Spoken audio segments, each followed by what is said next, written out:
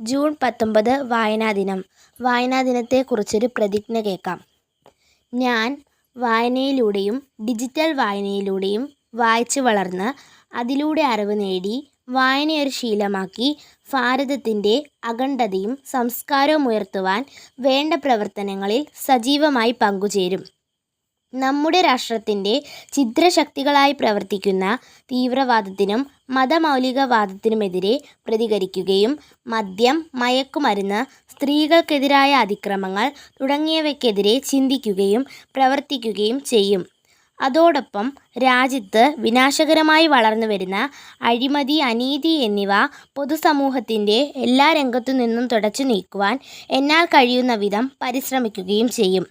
ഭാരതത്തിലെ നിയമവ്യവസ്ഥകൾ ശരിയാംവണ്ണം പാലിക്കുകയും ശാന്തിയും സമാധാനവും സുരക്ഷിതത്വമുള്ള ഒരന്തരീക്ഷം നിലനിർത്താൻ പൂർണ്ണമായി പ്രയത്നിക്കുകയും ചെയ്യും.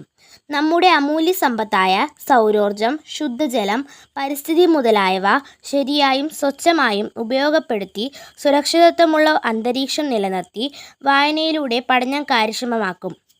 ഞാൻ എൻ്റെ ഭാരതത്തെ ലോകരാഷ്ട്രങ്ങളുടെ മുൻപന്തിയിൽ എത്തിക്കാൻ വേണ്ട പ്രവർത്തനങ്ങളിൽ സജീവമായി പങ്കുചേരും. അതിനുവേണ്ടി മറ്റുള്ളവരെ പ്രേരിപ്പിക്കുകയും ചെയ്യും. വായിച്ച് വളരും, ചിന്തിച്ച് വിവേകം നേടും. വായിച്ച് വളരും, ചിന്തിച്ച് വിവേകം നേടും. വായിച്ച് വളരും, ചിന്തിച്ച് വിവേകം നേടും.